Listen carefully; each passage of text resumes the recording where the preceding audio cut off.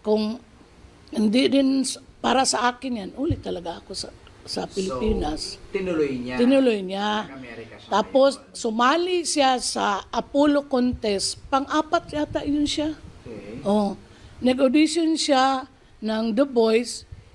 Matagal na hindi siya tinatawagan. June, Diba? iwan ko, June. June. Tapos, nung December 8, umuwi kami dito.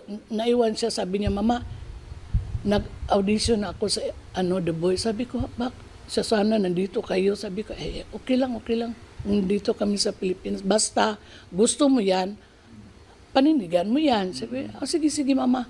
Nagtrabaho kasi doon siya. So, nag-aral man si Sop doon sa American Dental Assistant. Nagtrabaho siya sa Utica.